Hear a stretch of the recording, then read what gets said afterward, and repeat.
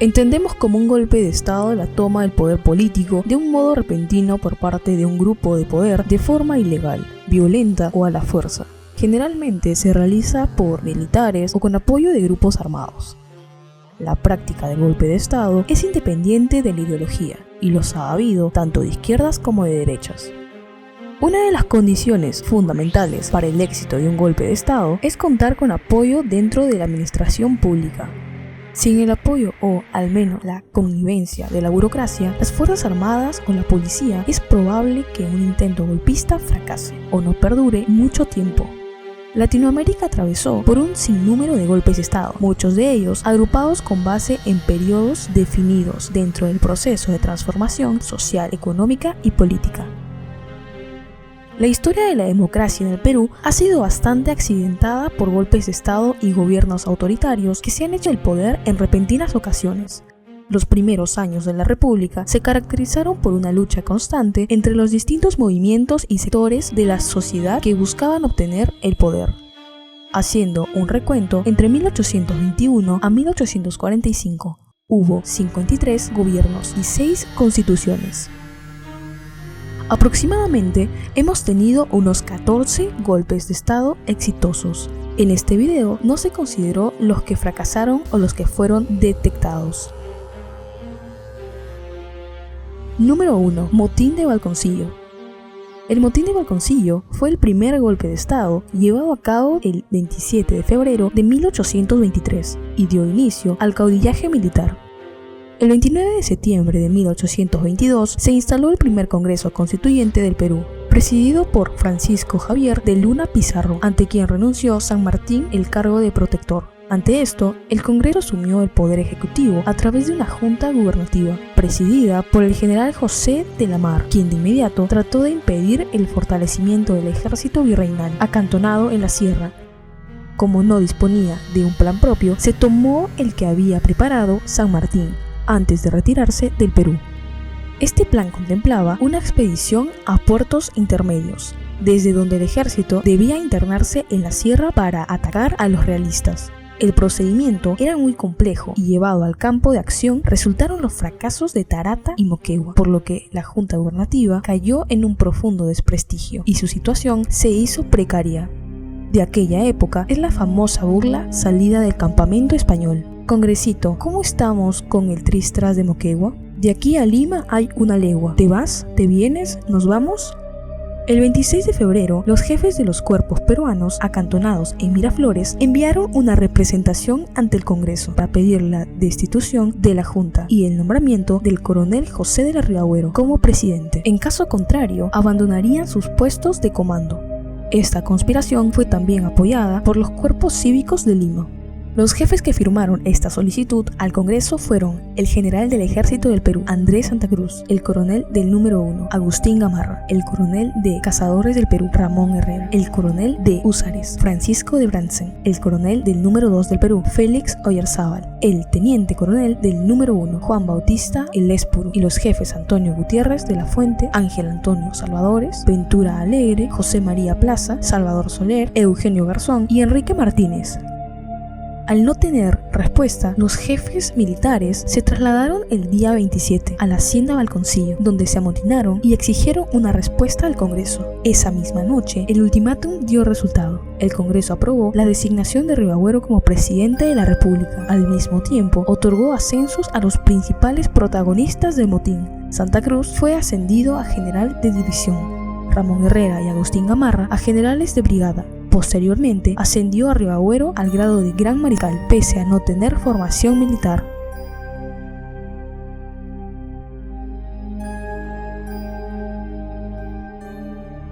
Número 2. Golpe de Estado de 1829. Tras el fin de la influencia bolivariana en el Perú, el 28 de febrero de 1827 se convocó las elecciones para el Congreso. La Mar fue elegido diputado por Huaylas y se preparó para volver a Lima, pero sucedió entonces que una entusiasta población guayaquileña, enterada del retiro de las tropas gran colombianas del Perú, lo obligó prácticamente a asumir el mando como jefe político y militar de la plaza de Guayaquil. Poco después, recibió la noticia de su nombramiento por el Congreso de la República del Perú como presidente constitucional de la República el 9 de junio de 1827. Su elección había sido impulsada por Francisco Xavier de Luna Pizarro, el sacerdote liberal y presidente del Congreso, quien veía en Lamar un militar idóneo para el gobierno republicano por ser una persona desafecta al militarismo y al caudillaje. Su candidatura triunfó sobre la de Andrés de Santa Cruz, quien quedó muy descontento por el resultado de la elección.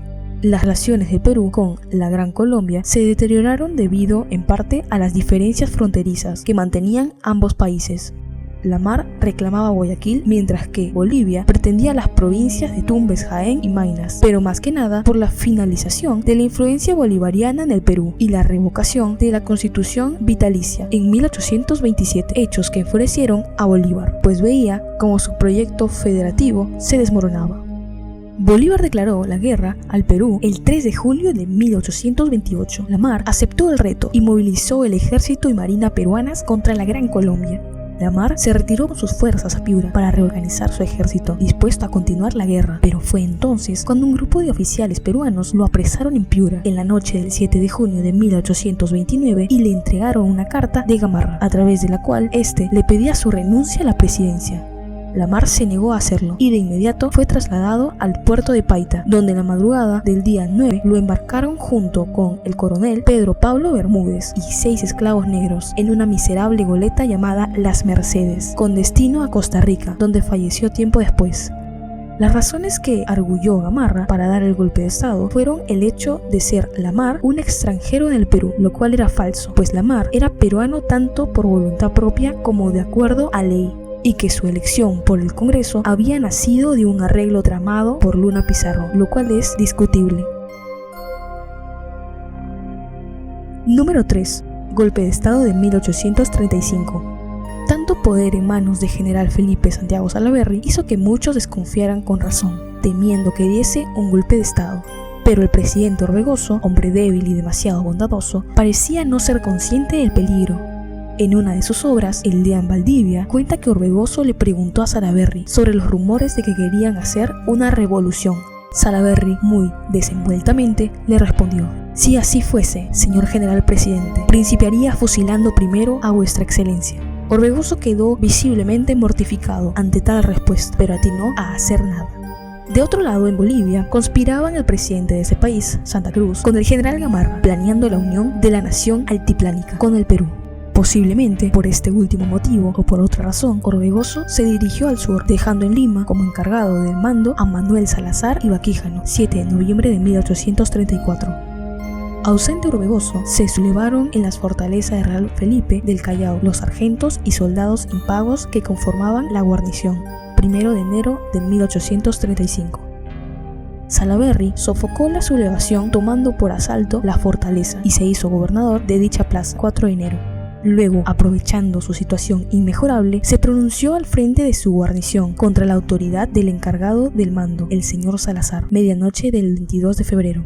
Poco después ingresó a Lima y se autonombró jefe supremo de la República, 25 de febrero, con el pretexto de que el país se hallaba acéfalo, es decir, sin presidente, pues Orbegoso se hallaba fuera de la capital. El nuevo gobierno fue reconocido en diversos lugares del país, mas no en el sur, que continuó obedeciendo a Orbegoso. Este envió contra Salaverry una división al mando del general Francisco Valle Riestra. Valle Riestra se hizo a la mar en Islay y desembarcó en Pisco, pero no pudo continuar, pues sus propios hombres lo apresaron y lo entregaron a Salaverry, quien ordenó su fusilamiento. Tal exceso se debió, según se cree, a una vieja y enconada enemistad personal, o simplemente a un arrebato de ira de Salaverry, debido a las fechorías que cometían los bandoleros en Lima. Otra expedición, organizada en el norte por el general Domingo Nieto en apoyo de Orbegoso, también fue debelada por Salaverry en persona. Nieto fue desterrado. La escuadra salaverrina rindió a Islay y Arica, puertos del sur. Un decreto de amnistía general dado por Salaverry en mayo de 1835 y la convocatoria al Congreso que debía reunirse en Jauja fueron señales de que la unificación del mando del país en manos de Salaverry era ya un hecho. Solo Arequipa acataba todavía la autoridad de Orbegoso, pero la derrota y muerte de Salaverry a manos de Andrés de Santa Cruz puso fin a sus funciones políticas. Número 4. Golpe de Estado de 1842. El presidente Manuel Méndez Gorosabel, después de la batalla de Ingavi, continuó en el gobierno y la muerte de Gamarra el 18 de noviembre de 1841. Suceso que originó en el Perú el período conocido como la anarquía militar, en el cual varios caudillos se disputaron el poder.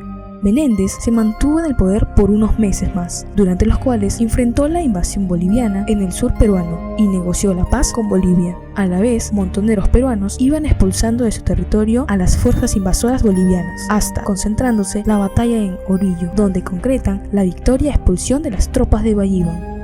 Asimismo, dio un decreto de amnistía el 11 de diciembre de 1841 para que retornaran al Perú los exiliados en Chile y Bolivia, y convocó el 15 de junio de 1842 a la Asamblea Nacional para que se eligiera a un nuevo presidente. Pero fue depuesto por el general Juan Crisóstomo Torrico el 16 de agosto de 1842 contra Manuel Menéndez, sucesor de la dirección del Perú tras la muerte en 1841 de Gamarra. Como dato curioso, este militar era de los adeptos a Gamarra, pero el poder puede más que el seguidismo en este tipo de casos, y se levantó contra el delegado en el cargo por Gamarra. Poco después de asumir el cargo, un 17 de octubre de ese mismo 1842, Juan Francisco de Vidal realizó un golpe de estado. Juan Crisóstomo Torrico se exilió en Bolivia, desde donde conspiró contra Vidal y luego contra Manuel Ignacio de Vivanco. Luego ejercería de ministro de Hacienda cuando mandaba a Ramón Castilla y embajador en Francia hasta su muerte. Francisco de Vidal gobernó entre junio de 1842 y marzo de 1843. Número 5. Golpe de Estado de 1865. En la segunda presidencia interina de Pedro Nolasco Díaz-Canseco Corbacho, a raíz de la firma del Tratado de Vivanco-Pareja, el 27 de enero de 1865 hubo en todo el país un descontento contra el gobierno de Peset, pues se consideró que dicho tratado deshonraba a la nación al aceptar las exigencias de España. El 28 de febrero del mismo año se sublevó en Arequipa el coronel Mariano Ignacio Prado, quien se dirigió a Puno, y el 25 de abril se proclamó jefe supremo. Organizó un ejército llamado Restaurador de la Honra Nacional, con el que partió al Cusco y a Ayacucho, preparándose para la toma de la capital, Lima. Simultáneamente, en Chiclayo se sublevaba el coronel José Balta, convergiendo igualmente su movimiento revolucionario hacia Lima. Díaz-Canseco, que era el segundo vicepresidente, simpatizó con los rebeldes y publicó una proclama que Peset consideró sediciosa, por lo que tuvo que refugiarse en la legación estadounidense, de donde partió hacia Chile, aunque con el propósito de volver para derrocar a Peset. En efecto, interrumpió su viaje y desembarcó en Chala, dirigiéndose hacia Ayacucho. Allí asumió el mando político de la revolución, 24 de junio de 1865, mientras que Prado conservaba la jefatura militar. Balta lo proclamó como vicepresidente del Ejército de Poder. A fines de septiembre se reunieron en Chincha los dos ejércitos revolucionarios, el de Balta y el de Prado, que sumaban en total 10.000 hombres. El 22 de octubre, Prado y Balta marcharon sobre Lima. El 27 llegaron a Chilca y luego a Lurín, donde acamparon. Prado ingresó por Chorrillos, llegó hasta el pie de las viejas murallas e ingresó por la portada de Guadalupe. La defensa de Lima fue muy débil. El palacio de gobierno cayó después de un violento combate de 6 horas. Uno de los defensores del palacio fue nada menos que Francisco Díaz-Canseco, hermano de Pedro. Peset, que contaba aún con un ejército, no quiso presentar batalla y se retiró, refugiándose en una corbeta británica, Surta, en el Callao. El vicepresidente Díaz-Canseco ingresó triunfante a palacio el 6 de noviembre de 1865. Conformó su gabinete ministerial encabezado por Francisco Javier Mariátegui y Tellería, gobierno, e integrado por José Valguerra, Tomás de Vivero, Hacienda, José Manuel Lapuente, Relaciones Exteriores, y José Luis Quiñones, Justicia. Durante ese mandato interino, que fue muy breve, duró solo 28 días, Díaz-Canseco dio las siguientes medidas. Convocó elecciones presidenciales y a una legislatura extraordinaria del Congreso. Disolvió al ejército vencido. Decretó el juicio de Peset, de sus ministros y de quienes hubiesen ejercido funciones públicas. A través de la Cancillería, exigió a la legación británica la entrega de Peset, pero este ya había salido del país. Pero no adoptó decisiones drásticas con respecto al problema con España, que siguió latente. Según su punto de vista, era el Congreso quien debía decidir la declaratoria de guerra y al parecer quería ganar tiempo esperando la llegada de los nuevos buques de guerra adquiridos en Europa. Ante esta falta de definición, el día 25 de noviembre, los jefes del ejército depusieron a Descanseco y al día siguiente, el pueblo, en cabildo abierto, reunido en la plaza de armas, proclamó dictador al coronel Prado. Número 6. Golpe de Estado de 1879. Pierola regresó a Chile en marzo de 1879 al agudizarse el conflicto con Bolivia y, fracasada la medición peruana, retornó al Perú con el diplomático José Antonio de la Valle. Iniciada la Guerra del Pacífico, Pierola ofreció sus servicios al gobierno, pero fue rechazado. Con el inicio de la guerra con Chile y la ausencia del presidente Mariano Ignacio Prado, dio un golpe de Estado en contra del primer vicepresidente Luis Lapuerta, mientras el presidente Mariano Ignacio Prado se encontraba en el extranjero con el propósito explícito de agilizar la compra de armamento durante la Guerra del Pacífico. Organizó la defensa de Lima, creando 2 líneas defensivas al sur de la capital, pero sufrió las derrotas de San Juan y Miraflores, luego de las cuales las tropas chilenas ocuparon Lima en enero de 1881. Luego estableció su gobierno en la Sierra Peruana, en Ayacucho, donde convocó a una asamblea nacional que el 29 de julio de 1881 lo nombró presidente provisorio. Planeó resucitar la antigua Confederación Perú-Boliviana para atacar a Chile por la retaguardia, pero asediado por sucesivos pronunciamientos militares, dimitió en noviembre de 1881 y partió hacia Europa. A raíz de esto, ha sido criticado en distintas épocas de la historia. Las críticas a Pierola se fundamentan en que en los momentos más críticos de la guerra habría priorizado sus intereses políticos a los intereses de la nación, al colocar en los mandos militares a sus principales allegados, fueran militares o no, desplazando a experimentados oficiales. Un ejemplo de ello sería el de Juan Martín Echenique, un civil al que se le conocía solo como negociador o diplomático en tiempos de Balta, pese a lo cual recibió el rango de coronel y un importante mando en el ejército de reserva. Número 7. Golpe de Estado de 1914. El gobierno de Billinghurst estuvo marcado por una progresiva confrontación con el Congreso de la República, dominado por la oposición. Las continuas reformas laborales implementadas por el gobierno populista de Billinghurst, como la aprobación de la jornada de las 8 horas, crearon un clima de crispación entre las élites políticas y los empresarios. Como el Congreso seguía mostrándose adverso, Billinghurst decidió disolverlo y luego hacer una consulta plebiscitaria para reformar la Constitución. Su idea era hacer que coincidieran la elección del presidente y la de los miembros del Parlamento, de modo que el primero pudiera disponer de mayoría congresal a fin de facilitar la labor del Ejecutivo. El jefe de Estado Mayor, coronel Óscar Raimundo Benavides Larrea, héroe del conflicto de la Pedrera, encabezó el 3 de febrero de 1914 un golpe de Estado contra el presidente, elegido por el Congreso del Partido Demócrata, Guillermo Billinghurst, quien un día antes fue destituido de su cargo de jefe del Estado Mayor del Ejército. El golpe estuvo dirigido a impedir que el gobierno de Guillermo Billinghurst disolviese el Congreso peruano, que le era opositor. Derrocado Billinghurst, se formó una junta de gobierno presidida por Benavides, con la anuencia del Congreso. Unos meses después, el Congreso eligió a Benavides presidente provisorio. El golpe de Estado rompió la continuidad de 20 años de gobiernos civiles en Perú y devolvió el poder a la oligarquía. Número 8. Golpe de Estado de 1919. En las elecciones de 1919, convocadas por el entonces presidente José Pardo, se presentaron como candidatos Antero Aspíllaga, presidente del oficialista Partido Civil, y el expresidente Augusto B. Leguía, candidato del opositor Partido Demócrata Reformista, quien había gobernado el país entre 1908 y 1912. Durante la campaña presidencial, Leguía se presentó como el abanderado de los anhelos juveniles universitarios y las clases trabajadoras y populares por cambiar las estructuras del país. Su triunfo se vislumbraba al ser el candidato más carismático.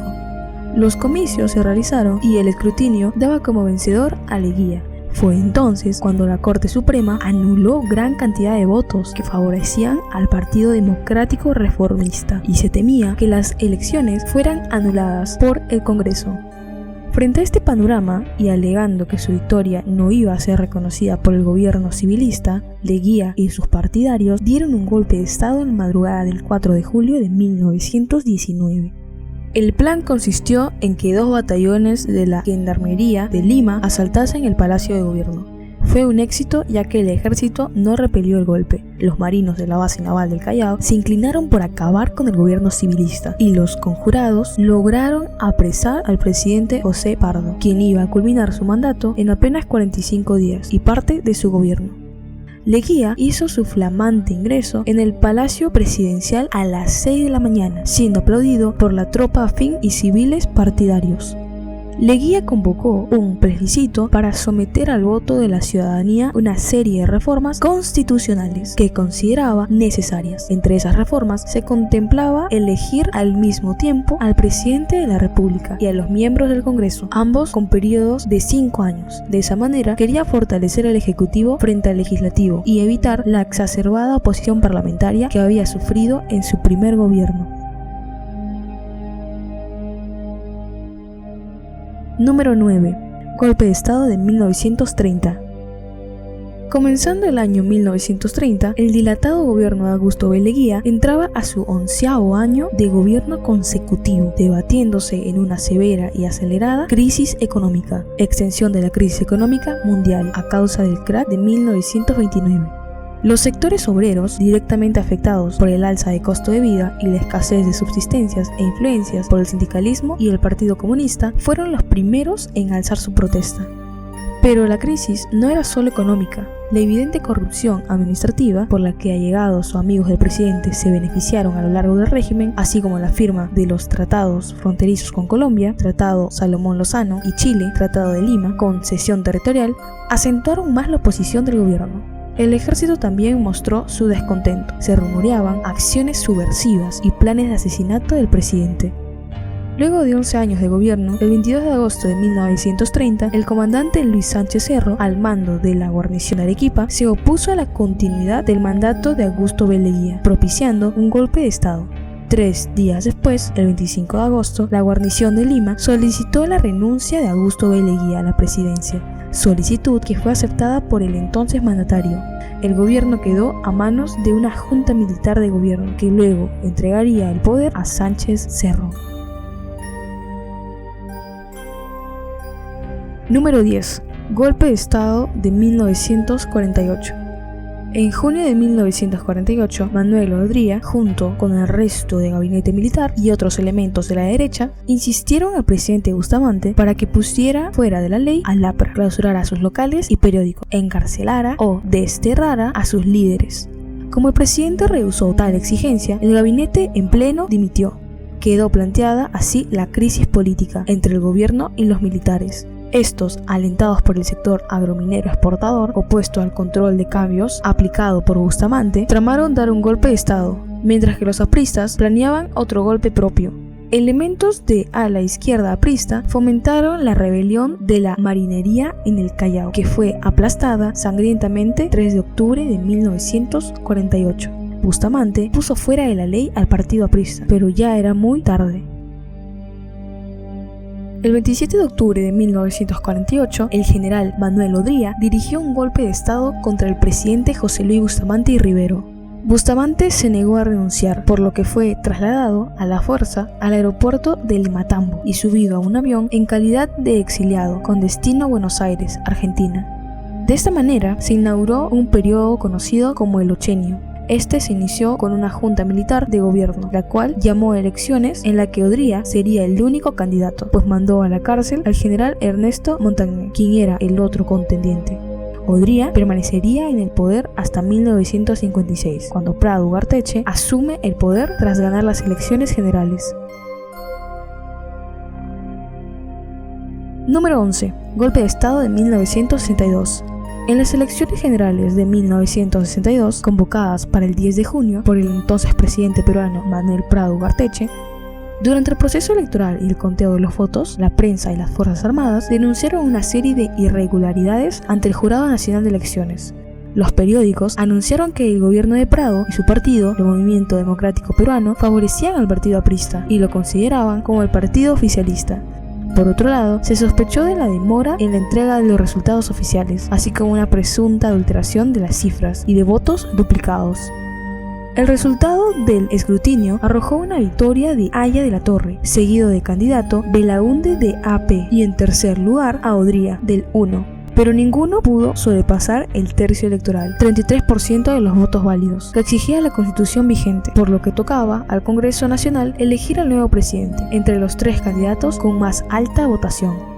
Ante la situación, Haya de la Torre buscó el apoyo de Belaúnde, pero el arquitecto declinó ante la espera de la resolución del JNE frente a las denuncias de fraude. Haya de la Torre se encontraba vetado por las Fuerzas Armadas, que amenazaron con sublevarse si el líder aprista era elegido como ganador, por lo que pragmáticamente pactó con Odría, un acérrimo antiaprista. Ambos candidatos contaban con apoyo parlamentario e hicieron un acuerdo para que el segundo asumiera la presidencia y que Manuel Seoane Corrales, quien integraba la plancha electoral del APRA, asuma la primera vicepresidencia. Las presuntas irregularidades en los comicios electorales, los temores a un gobierno con representación aprista y al caos económico y social de 1948, cuando ocurrió la revuelta del 3 de octubre durante el gobierno de José de Bustamante y Rivero, hicieron que las Fuerzas Armadas exigiesen la anulación del proceso electoral. El 17 de julio, el JNE rechazó el pedido de anulación ante la negativa de las Fuerzas Armadas. El 18 de julio de 1962, a solo 11 días del cambio de gobierno, la guardia del Palacio de Gobierno se ausentó y a las 3:20 am, una división blindada, comandada por el coronel Gonzalo Briceño Ceballos, asaltó la sede del gobierno y detuvo al presidente Prado y a sus acompañantes. Algunos sectores de la población apristas, en su mayoría, salieron a manifestarse en contra del golpe de Estado. Número 12. Golpe de Estado de 1968. En esta ocasión, el gobierno de turno era Fernando Belaúnde Terry. El argumento para el golpe de Estado en esta ocasión fue el arreglo que el gobierno de Belaúnde dio al añejo problema de La Brea y Pariñas. Este era el nombre de unos yacimientos petrolíferos situados en el norte y explotados entonces por una compañía estadounidense, la International Petroleum Company.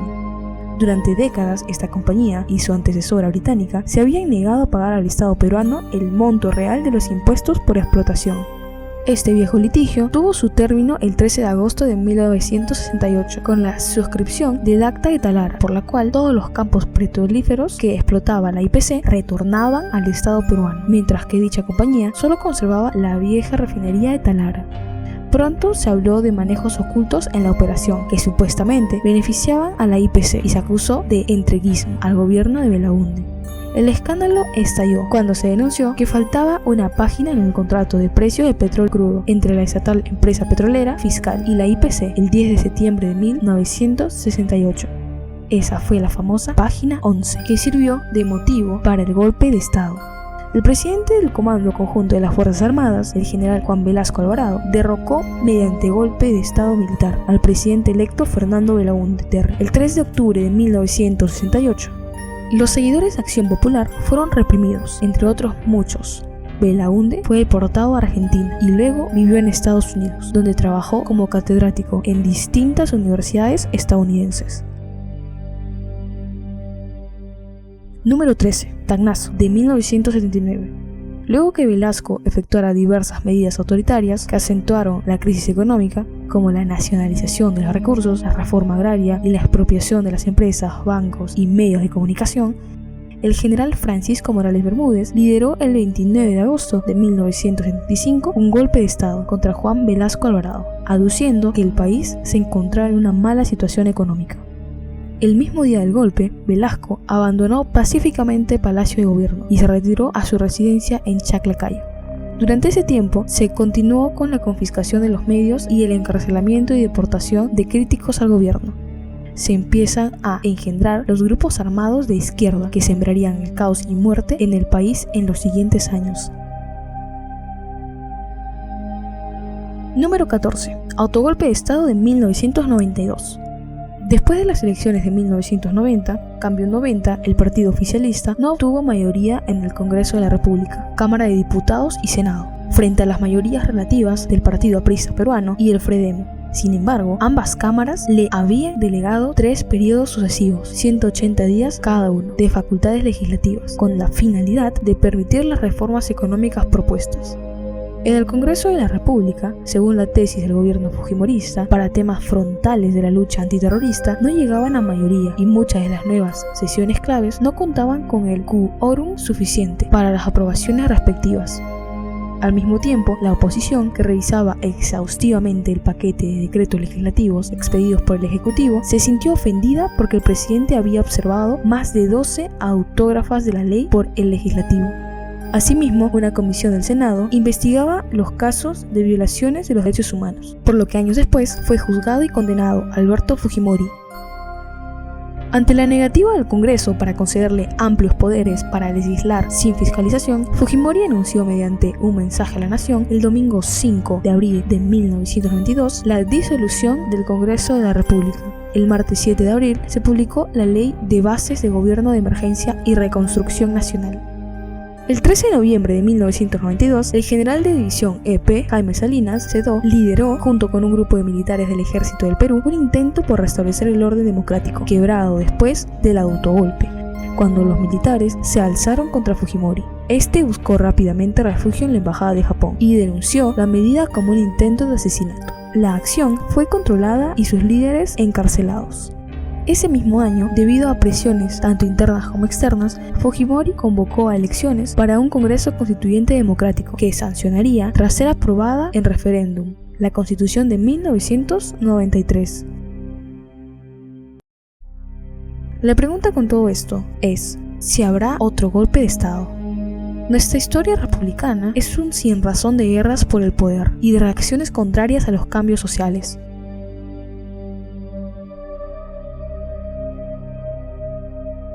Ahora podríamos estar hablando de los últimos 20 años como de sucesiones entre presidentes electos, sin verdaderas crisis políticas en plan guerras civiles. Por otra parte, aún seguimos arrastrando un lastre que será difícil de salvar en un país hundido en la miseria, corrupción, clientelismos y en tradiciones.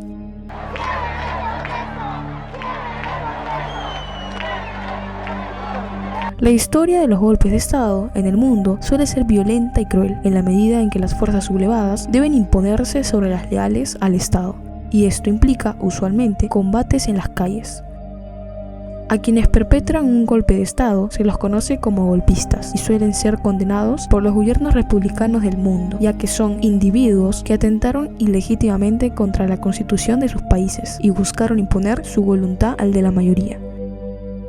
Las consecuencias de todo golpe de Estado suelen ser trágicas, ya que implican a menudo la pérdida de vidas humanas y de propiedad pública y privada, ya que suelen haber combates entre las facciones golpistas y las resistentes en las calles. Y en última instancia, todo golpe de Estado implica el cambio repentino de un gobierno por otro.